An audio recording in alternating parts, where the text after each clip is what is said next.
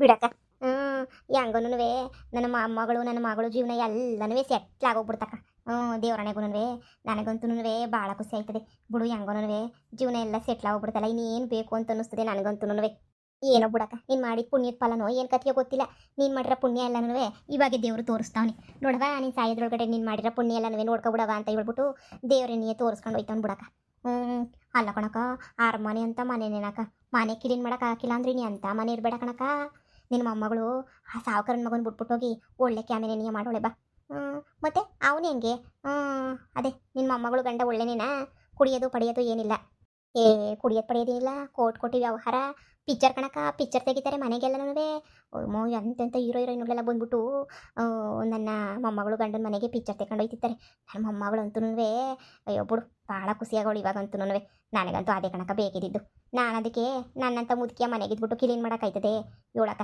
ಅಲ್ಲಿಂದ ಇಲ್ಲಿಗನ ಇಲ್ಲಿಂದ ಅಲ್ಲಿಗನ ಕ್ಲೀನ್ ಮಾಡೋದೇ ನೀ ಆಯ್ತದೆ ನಂದಂತೂ. ನನ್ನ ಕೈಲಿ ಆಗಕ್ಕಿಲ್ಲ ಕಣವ ಅಂತ ಬಂದ್ಬಿಟ್ಟೆ ನಾನಂತೂ. ಸವಾಸ ಸಾಕು ಅಂತ ಹೇಳ್ಬಿಟ್ಟು ನನ್ನ ಮಗಳು ನನ್ನ ಮೊಮ್ಮಗಳು ಇಬ್ಬರು ಅಲ್ಲೇ ಅವರೇ. ಇನ್ನು ಗೊತ್ತಲ್ಲಮ್ಮ, ನನ್ನ ಒಳಗೆ ಒಂದು ಬಿಸಿನೆಸ್ಸು. ವಾರಕ್ಕೆ 3 ದಿನ ಇದ್ದರೆ 3 ದಿನ ಇರೋಕ್ಕಿಲ್ಲ ಅವನು ಮನೆಯಾಗೂ. ಅದಕ್ಕೆ ಹೆಂಗೋನು ನಾನು ಒಬ್ಬಳೆ ಗೂಬಿಯಾಗಿ ಹೋಗ್ಬಿಟ್ಟಿದ್ದೀನಿ ಇವಾಗ. ಯಾರನ್ನ ಸಿಕ್ಬಿಟ್ರೆ ಮಾತಾಡ್ಕೊಂಡು ಮುಂದ್ಕೊಬಿಡೋಣ ಅಂತ ಅನ್ನಿಸ್ಬಿಡ್ತದೆ. ಏನೋ ಬಿಡಕ್ಕ ಸಾಕು, ಇನ್ನು ಮುಂದೆ ನನ್ನ ಖುಷಿಯಾಗಿ ಮುಂದೆ ಗಿದ್ಬಿಡು ಅಷ್ಟೇನೆ. ತಂದಾಗ್ತಾನಲ್ಲ ನಿನ್ನೊಳಿಯ ತಿನ್ಕೊಂಡು ಒಳಿಯ ಗಿಳಿಯ ಬಂದ್ಬಿಟ್ರೆ ಏನಾರ ಹುಸಿ ಮಾಡಾಕೊಂಡು ನಿಮ್ಮ ಮುಂದೆ ಗತ್ತಾಗಿದ್ಬಿಡು. ಇನ್ನೇನು ಊರೋಗು ಕಾಡು ಬಾ ಅಂತ ಐತೆ ನಾನು ನಿನ್ನ. ಇನ್ನೇನಕ್ಕ ಬೇಕಿದ್ದಕ್ಕಿಲ್ಲ ನನ್ವೇ. ಮಕ್ಕಳು ಮೊಮ್ಮಕ್ಕಳು ಕರ್ಕೋದು ನೋಡಕ್ಕೆ ಹಾಕಿಲ್ಲ ಕಣಕ್ಕ. ಖುಷಿಯಾಗಿದ್ರೆ ದೂರದಿಂದ ನೋಡಿ ನೆಮ್ಮದಿಗಿರ್ಬೋದು ನೋಡಕ್ಕ. ಹೂ ಕಣಮ್ಮ, ನೆಮ್ಮದಿಗಿದ್ದೀನಿ. ಅಜ್ಜಿ, ಅಜ್ಜಿ, ಅಜ್ಜಿ. ಯಾರೋ ಬಂದಂಗೆ ಕಾಣ್ತೈತೆ.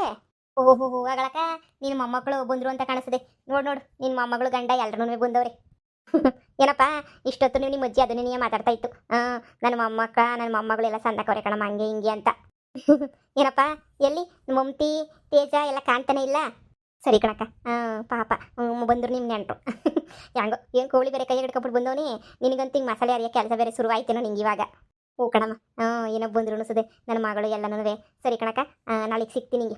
ಸರಿ ನೀನು ಫೋನ್ಗೆ ನಮ್ಮ ತಗೆಲ್ಲೈತೆ. ಅವ್ರು ಬರ್ತೀನಿ ಅಂತ ಹೇಳೋಕ್ಕೂ ಬಿಡೋಕ್ಕೂ ನಮಗೇನು ಗೊತ್ತಾಯ್ತದೆ. ನನ್ನ ಫೋನೇ ನನಗೆ ಇದು ಮಾಡೋಕ್ಕೆ ಬರೋಲ್ಲ, ನನಗೆ ಫೋನ್ ಹತ್ತಕ್ಕೆ ಬರೋಕ್ಕಿಲ್ಲ. ಅದಕ್ಕೆ ನನಗೆ ಅವ್ರು ಫೋನ್ ಹಾಕೋರಿಲ್ಲ ಅಂದಿದ್ರೆ. ಸರಿ ನಾನು ಕಾಪಿ ಗಿಪಿಗನ ಇಕ್ತೀನಿ.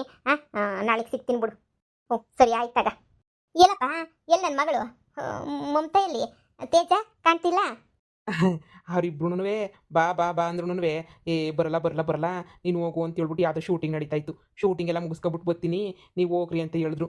ನನಗೆ ಯಾಕೋ ನಿಮ್ಮ ಕೈ ರುಚಿ ತಿನ್ನಬೇಕು ಅಂತ ಭಾಳ ಆಸೆ ಆಯಿತು. ನಿಮ್ಮ ಕೈ ರುಚಿ ಇಲ್ದಿದ್ದು ನಂಗೆ ಇರೋಕ್ಕಾಗಲಿಲ್ಲ. ಅವತ್ತು ಬೆಂಗಳೂರಾಗಿದ್ದಾಗ ಮಾಡ್ಕೊಟ್ಟಿದ್ರಲ್ಲ ಕೋಳಿ ಸಾರು, ನಾಟಿ ಕೋಳಿ ಸಾರನ್ನ, ಅದಕ್ಕೇನೆ ತಿನ್ನಬೇಕು ಅಂತ ಅನ್ನಿಸ್ತು. ಹಂಗೆ ನಾಟಿ ಕೋಳಿ ಎತ್ಕೊಂಡು ಈಗ ನೋಡಿ ಹಿಂಗೆ ಡೈರೆಕ್ಟಾಗಿ ಬಂದ್ಬಿಟ್ಟೆ ನಿಮ್ಮಂತಕ್ಕೇನೆ, ಎಲ್ಲೂ ಹೋಗಲಿಲ್ಲ. ಏನಪ್ಪ ಅಷ್ಟು ಕೋಟ್ಯಾಧೀಶ್ವರಾಗಿ ನಿಂಗೆ ಅಷ್ಟಿಷ್ಟೊಂದು ಕೋಟಿ ಕಾಸಿದ್ರು ಯಪ್ಪ ಒಂಚೂರು ನಿನಗೆ ಯಾವ ಕಡೆಯಿಂದನೂ ದುರಂಕಾರ ಇಲ್ವಲ್ಲ ನಿನಗೆ? ಅಯ್ಯೋ ನಿನ್ನ ಮೆಚ್ಕೋಬೇಕು ಕಣಪ್ಪ ನಿಂಗೆ. ಅಲ್ಲ ಒಂದು ಮಾತು ಏನಾರ ನನಗೆ ಮೊದಲೇ ಗೊತ್ತಿದ್ದಿದ್ರೆ ನೀನು ಬರೋ ಇಷ್ಟೊತ್ತಿಗಾಗಲೇ ನೀ ಮಸಾಲೆ ಅರ್ದು ಕೋಳಿ ಗಿಳಿ ಸಾರು ಮಾಡ್ಬಿಟ್ಟು ಇಷ್ಟೊತ್ತಿಗೆ ಮುದ್ದೆ ನೀ ಮಾಡೋಗ್ಬಿಡ್ತಿದ್ದೆ. ನನ್ನ ಮಗಳು 3 ದಿನಕ್ಕೆ ಓಡ್ ಬಂದ್ಬಿಡ್ತಾಳೆ ನಿಮ್ಮ ಮನೆ ಕ್ಯಾಮೆ ಮಾಡೋಕೆ ಆಗಿದ್ದಂಗೆ ಅಂತ ಅನ್ಕೊಂಡೆ. ಲೆಕ್ಕ ಹಾಕು. ಹೆಂಗಳು ನನ್ನ ಮಗಳು ಸಂದಕೋಳ, ನನ್ನ ಮೊಮ್ಮಗಳೆಲ್ಲ ಸಂದಕೋಳ. ಊರಿನಜ್ಜಿ ಸೂಪರ್ ಬೊಂಬಾಟಾಗವ್ರೆ ಅವರಂತೂ. ನನಗೆ ಯಾಕೋ ಸಿಟಿನಾಗ ಇದ್ದು ಬೇಜಾರೈತೆ ಕಣಜ್ಜಿ. ನಾನೊಂದು ವಾರ ಇಲ್ಲಿದ್ದೋಗನ, ಅವ್ರೊಂದು ವಾರ ಅಲ್ಲಿ ನೋಡ್ಕೊತಾರೆ ಬಿಡು. ಇನ್ನೇನು ನಾನೇ ಇರಬೇಕಿತ್ತು ಇಷ್ಟು ದಿನ. ಈಗ ಅವರೇ ಊರಲ್ಲಿ ಅಲ್ಲಿ ನೋಡ್ಕೊತಾರೆ. ನೀವು ಒಬ್ಬರೇ ಬೇರೆ ಇದ್ದೀರಾ ಅಂತ ಹೇಳ್ತಾ ಇದ್ರು. ಅದಕ್ಕೇನೆ ನಾನೊಂದು ವಾರ 15 ದಿನ ನಿಮ್ಮ ಜೊತೆ ಇದ್ಬಿಟ್ಟು ಹೋಗೋಣ. ಆಮೇಲೆ ಅವರು ಬರ್ತಾರೆ, ಅವಾಗ ನಾನು ಅಲ್ಲಿಗೆ ಹೋಗೋಣ ಅಂತ ಹೇಳ್ಬಿಟ್ಟು ನಾನೇ ಅನ್ಕೊಂಬಿಟ್ಟು ಇಲ್ಲಿಗೆ ಬಂದುಬಿಟ್ಟೆ ಕಣಜ್ಜಿ. ಅಯ್ಯೋ ನನ್ನ ಮುದ್ದು ಬಂಗಾರ ಕಣಪ್ಪ. ಕೊಡಪ್ಪ ಕೋಳಿಯ ಕೊಡು. ಎಲ್ಲ ಮಾಡ್ಬಿಟ್ಟು ಮಸಾಲೆ ಹರ್ಕೊಂಡು ಮಾಡ್ಕೊಬಿಟ್ಟು ಬರ್ತೀನಿ. ಕುಂತ್ಕೊಳಪ್ಪ, ಮೊದಲು ಕಾಪಿ ಇಕ್ತೀನಿ, ಒಂದು ಲೋಟ ಕಾಪಿ ಕುಡಿವಂತ ಕುಂತ್ಕ. ಸರಿ ಅಜ್ಜಿ, ಬೇಗ ಬೇಗ ನಾಟಿ ಕೋಳಿ ಸಾರು ಮುದ್ದೆ ಮಾಡ್ಕೊಟ್ಬಿಡಜ್ಜಿ, ಸರಿನಾ? ಸರಿ ಕಣಪ್ಪ, ಕೊಡಪ್ಪ ಇತ್ತಾಗಿ.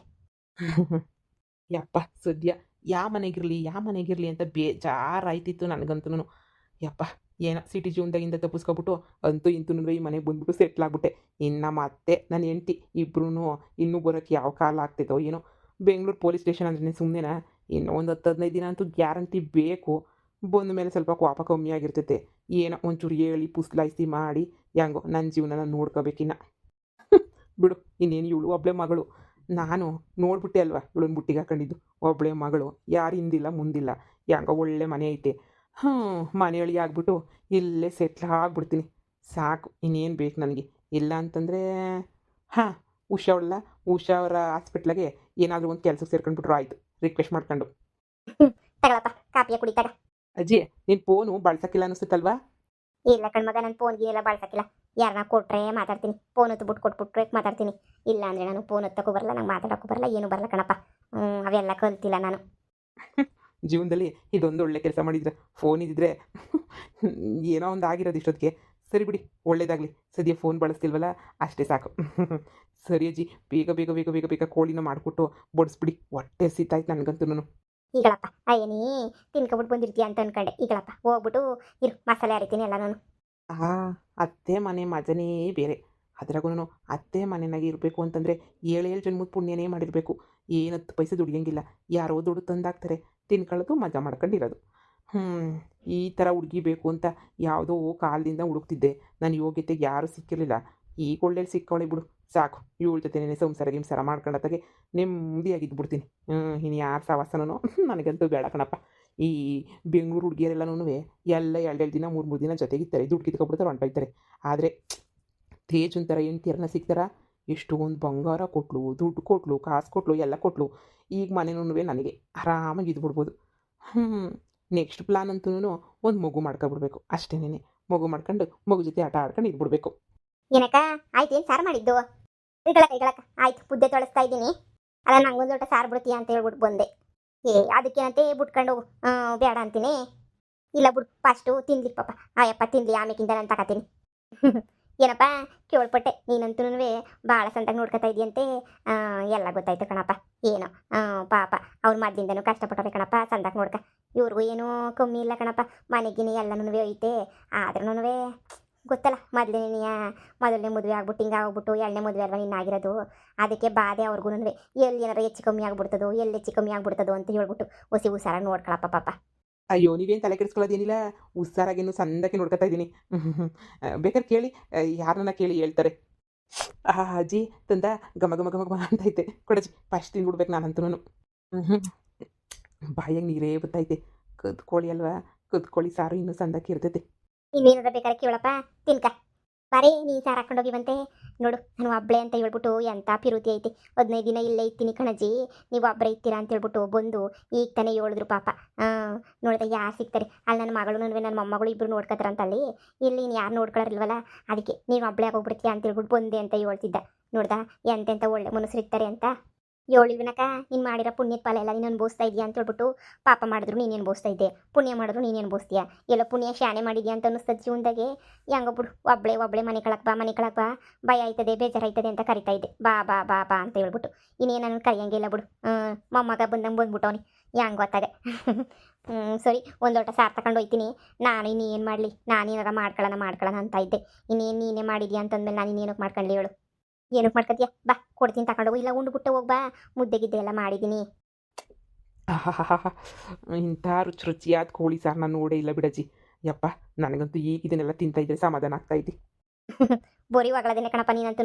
ಅಷ್ಟು ಕೊಟ್ಟಿರ್ತೈತೆ, ಎಂತೆಂಥ ದೊಡ್ಡ ದೊಡ್ಡ ಹೋಟ್ಲಾಗೆಲ್ಲ ತಿಂದಿತ್ತೀಯ ನೀನು. ಆದ್ರೂ ನನ್ನ ಕೈ ರುಚಿ ಚೆನ್ನಾಗೈತಿ ಅಂತಂದರೆ ನನಗೆ ಒಂಥರ ಆಗ್ತೈತೆ. ಸುಬ್ರಜ್ಜಿ, ನಿಂದ್ರ ಮುಂದೆ ನಿನ್ನ ಸಾರು ಮುಂದೆ ಯಾವ ಸಾರನೂ ಇಲ್ಲ. ದೊಡ್ಡ ದೊಡ್ಡ ಹೋಟ್ಲಿಗೆಲ್ಲ ಹೋಯ್ತಿಲ್ಲ ಕಣಪ್ಪ, ಅಲ್ಲೆಲ್ಲವೇ ರುಚಿ ಹಿಂಗಿರಕ್ಕಿಲ್ವಾ? ಎಲ್ಲ ತೋರಿಸ್ತಾರಲ್ಲ ಪಿಕ್ಚರ್ಗಳಿಗೆಲ್ಲವೇ ದೊಡ್ಡ ದೊಡ್ಡ ಹೋಟ್ಲುಗಳು. ಅವನ ಅಜ್ಜಿ ಪಿಂಡ ಯಾರ ಮಗನ ಗೊತ್ತು, ಹೋಗಿದ್ರೆ ತಾನೆ. ಅಂಥ ರುಚಿ ಇಂಥ ರುಚಿ ಎಲ್ಲ ಸಿಗಕ್ಕಿಲ್ಲ. ಅಲ್ಲಿ ಬೇರೆ ಥರ ರುಚಿ, ಇಲ್ಲಿ ಬೇರೆ ಥರ ರುಚಿ ಕಣಜ್ಜಿ. ಇಲ್ಲಿರೋ ರುಚಿ ಅಲ್ಲಿರಲ್ಲ ಬಿಡಿ. ಇಲ್ಲಿರೋ ನಾಟಿ ಕೋಳಿ ರುಚಿನೇ ಬೇರೆ, ಅಲ್ಲಿರೋ ನಾಟಿ ಕೋಳಿ ರುಚಿಲೇ ಬೇರೆ, ಚೆನ್ನಾಗಿರಲ್ಲ. ದೊಡ್ಡ ಮಾತಾಡ್ತಾರೆ. ತಿನ್ಕೊಂಡಿ ಬಾ, ನಾವಿದ್ರೆ ಪಾಪ ತಿನ್ಕೊಳಕ್ಕಿಲ್ಲ. ಅವ್ರೂ ನಾಚಿಕೆ ಅವ್ರಿಗೂ. ಸರಿ ಬಾ, ಇನ್ನೇನು ನಮ್ಮನೆಗೆ ಉಣ್ಣು ಅಂತ ಹೇಳ್ತಿದ್ಯಲ್ಲ, ಸರಿ ಬಾ, ಇಲ್ಲೇ ನೀವು ಉಣ್ತೀನತ್ತ. ಕದ್ದಿರೋ ಕೋಳಿ ಇಷ್ಟೊಂದು ಟೇಸ್ಟ್ ಬರ್ತದೆ ಅಂತ ಕೇಳಿದ್ದೆ, ನೋಡಿರಲಿಲ್ಲ. ಇನ್ನು ಮ್ಯಾಲೆ ಈ ಹಳ್ಳಿನಾಗ ಎಷ್ಟು ಕೋಳಿ ಇರ್ಬೋದು, ದಿನ ಒಂದೊಂದು ಎತ್ಕೊಬಂದು ಮಾಡ್ಕೊಂಡು ತಿನ್ಕೊಬಿಟ್ರೆ ಆಹಾ. ಈ ಅಜ್ಜಿ ಮಾಡಿಕ್ತೀನಿ ಅಂತ ಅಂದ್ಬಿಟ್ರೆ ನಾನೇನು ದಿನ ತಂತ ಮಾಡಿಸ್ಬಿಡ್ತೀನಿ. ತಿನ್ನೋದು ಮಾಡಿಸೋದು ತಿನ್ನೋದು ಅಷ್ಟೇನೆ.